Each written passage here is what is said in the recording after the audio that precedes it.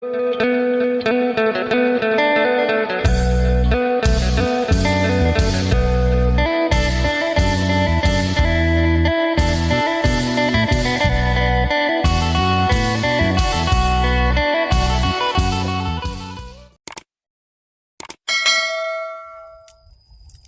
สบายดี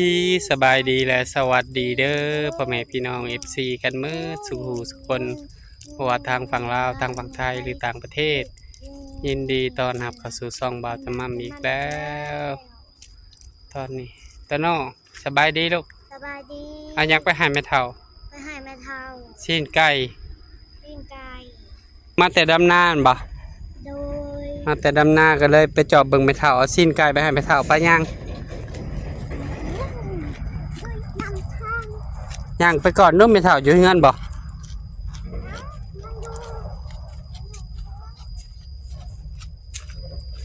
มาอีกทีก็เป็นล่ะหญ้าเต็มมั้งข้างเฮือนประดาคูณไปดำนาหากมาถ่ายมาได้เพิ่นเปิดเพลงเอิ้นหาแม่เฒ่าดู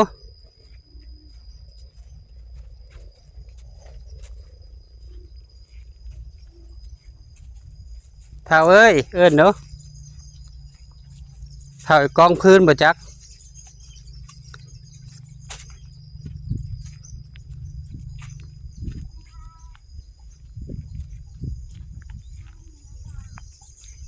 อย่าพาวเนาะ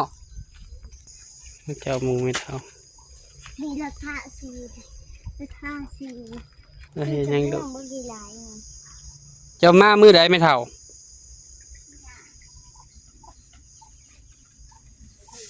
มาเช้านี้หรือมาแต่วันนี่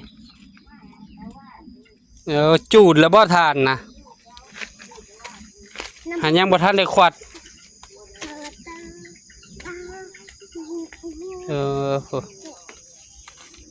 เอาเอ็นนาขึ้นมาใส่ซื้อกาแฟนมบ่ทางนี้ซื้อกาแฟนมบ่อยนะหายังหาเห็ดได้บ่เห็ดเธอดูเราจะไปหาปลาดัง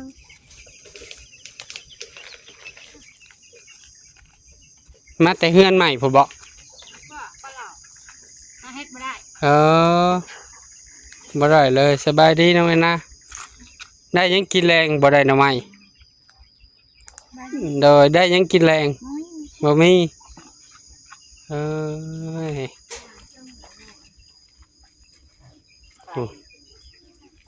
ไปลองหาเห็ดมีแต่ไก่แล้วนี่ซีนไก่แล้วนี่ไก่เห็ดแห้งก็เลยเอามาให้แม่เฒ่านี่แหละเป็นกระจิฉากมาแต่วันนี้เนาะมาแต่ว่าอันนี้มาจิ้มข้าวเอาไว้เห็ดอะไรกินก็ได้ซีนไก่ซีนไก่เมียวเห็ดแต่เห็ดแห้งจะแกงใส่ยอดบักแกงใส่ยอดบักก็ได้ต้มแกงใส่ยอดบักไม่เท่าเลย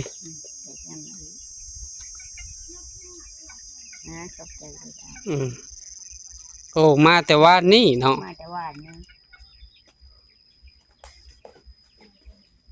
หนึ่งเข้าแล้วบัดนี้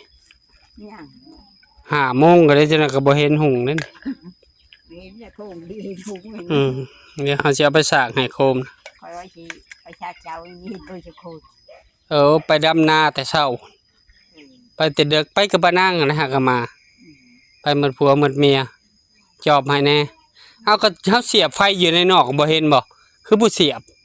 ค่อยไปแล้วเบิ่งไฟนะก็เสียบเลยมันได้อยู่ได้ฮะเฮาตู้มันก็คือมีเห็นบ่อนเช่มึงดึงเบิ่งใส่ไฟนั่นมันก็อยู่ในทึงอ่ะเด้ก็ในตู้มาแล้วทึงนั้นสิไปเบิ่งอยู่ในตู้มาแล้วก็ว่าในตู้มาแล้วเฮาก็เบิ่งทึงอ่ะยันเห็นของเก่านั่นเนาะบ่เบิ่งของเก่าแล้วดีเห็นเฮาก็อยู่หั่นแหละซากโลดเฮาเสียบปลาไว้อยู่นอกซากอยู่หั่นแหละผัดไปดำนาอีกเด้มื้ออื่นน่ะ จอบเบิ่งเฮือนให้เฮาเลยเด้อ เออ เอาไว้พุ่นเอาไว้ในพุ่นจะหน่อยมามัน ไม่เอาเดี๋ยวลูกอ๋อ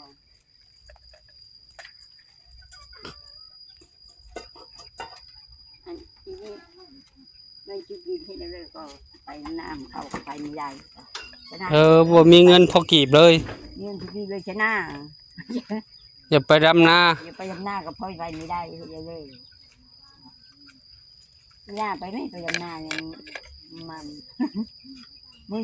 มึงชงแทนป่ากินเงินชิ้น 250,000 มึงชงแทน5ตัว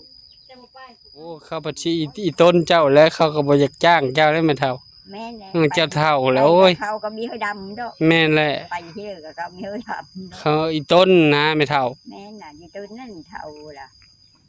เฒ่าล่ะ แดดอ่อนอยู่โยดีเห็นว่านี่ก็เป็นวิ่งของ เป็นวิน เป็นวิ่ง เอาแล้ว เอาอีกแล้ว มันฮ้อนเนาะ มันหอนเห็นไหมหอนแล้วปุ๊บตุ๊กจิกไข่ๆเลย ฝนน่ะยังบ่ตก อืมอากาศร้น อีก10มื้อผู้เขาเว้าข่าวนะ ในอัดที่ได้นำ อัดไว้โลด ในอัดมีได้แล้วเหลือเฮาตาย ไม่แม่เฒ่าก็ยังบ่ทันได้เฮ็ดหานผักขี้เหล็กก็ยังงามอยู่ได้แม่เฒ่า โอ้ย เก็บได้แม่เฒ่า เก็บต้มได้แม่หั่น เช้าเพิ่นตุ๊ก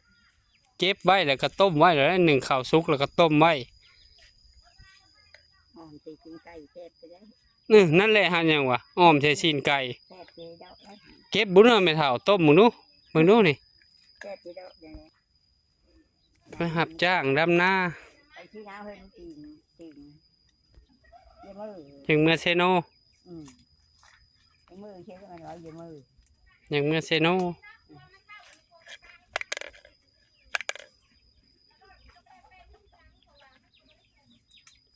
นี่งามจะได้แห้งเด็ดแตกก็ได้นี่ฝนตกใส่น้ำไม่เท่า เด็ดเท่านึงแล้วได้นี่ อ๋ออ้อมใส่ไข่ อันนั้นคือมันแห้งเห็นนะ อ๋อ มันแห้งแล้วมันนั้น ได้ได้ปันหนึ่งไม่เท่าไอ้ย ได้เลยเอามาก่อนน้อยๆคนนี้ยังได้ปันหนึ่ง บ่มีหยังก็เฮาเมือดใส่ซีนไก่เฮาเอาให้แล้วก็กินเบัดนี้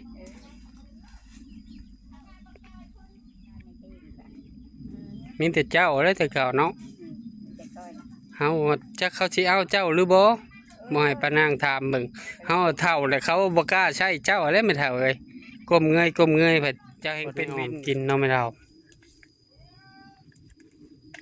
โตโน่ไปเด้อ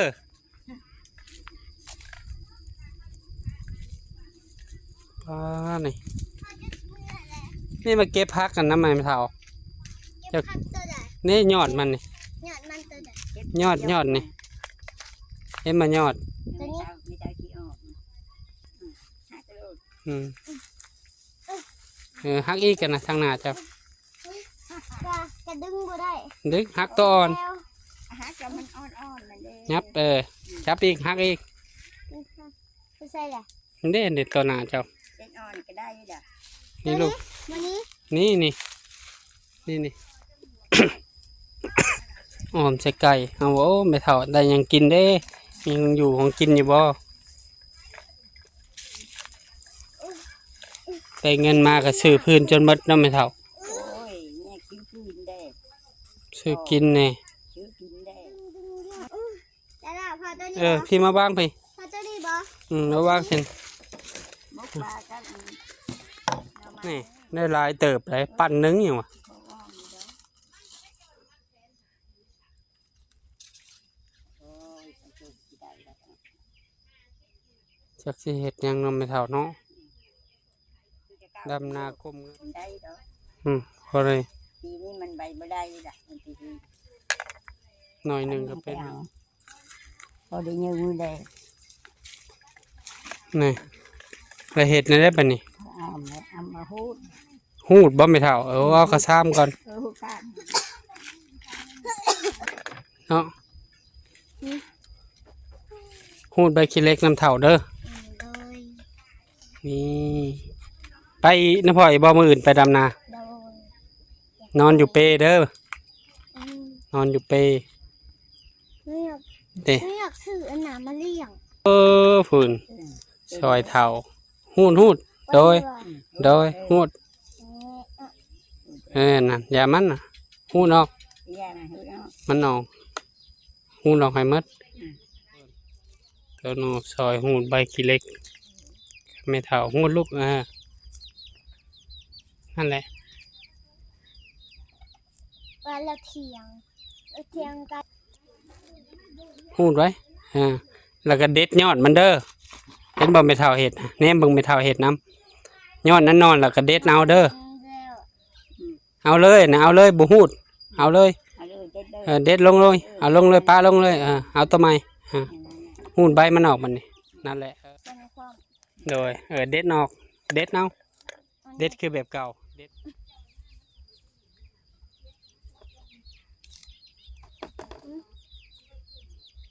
จักสิเห็ดสิหายังไม่เท่า โอ้จะกี่เฮ็ดกี่หายังสิได้ จูดบันนี้ก็ซอบทานมีอยู่ผูกไผ่ไข่เจ็บเนาะคิดสิ่งใดก็ให้ได้สิ่งนั้นชมความมุ่งมั่นปรารถนาทำมาค้าขายซื้อได้ขายมานเหตุธุรกิจนั้นใดประสบผลสำเร็จให้หน้าที่การงานไปใส่มาใส่ตลอดปลอดภัยเป็นกำลังใจให้ครอบครัวไม่เท่าคำนี่เด้อจูดฝึกจูดทานนะก็จูดได้2 มือ ที่เจ้ามือนี่นะ 2 มือนี่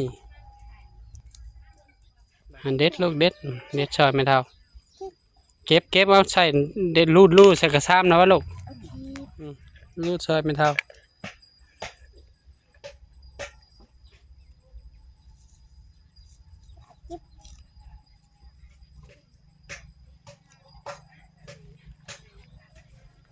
มือได้สำมือไม่เท่าขวดทานแล้วพอแล้วเนาะ ขัดทานก้อนอันนี้แล้วขัดทาน เมื่อก็บ่มีหยังกินแม่นบ่ ไม่ อยู่พี่แหละ นี่กูไปหาเพื่อไปซื้อนี่กูไปซื้อย ากเนาะ เนี่ย ไปหันไปนี่ก็ลำบาก อยู่นี่ใครแน่ฝากนั่นฝากนี่เสียที่แต่บ่มีเงินเนาะไม่เท่าเนาะพอได้ซื้อนั่นซื้อนี่มาให้ไม่เท่า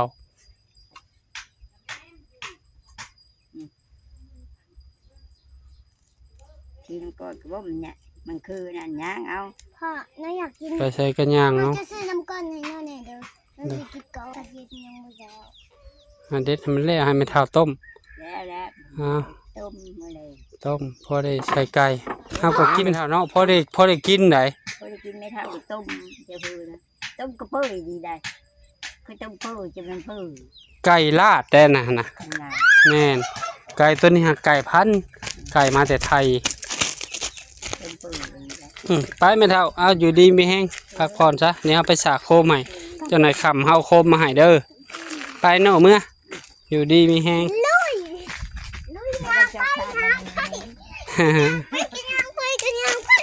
หอดแล้วหอด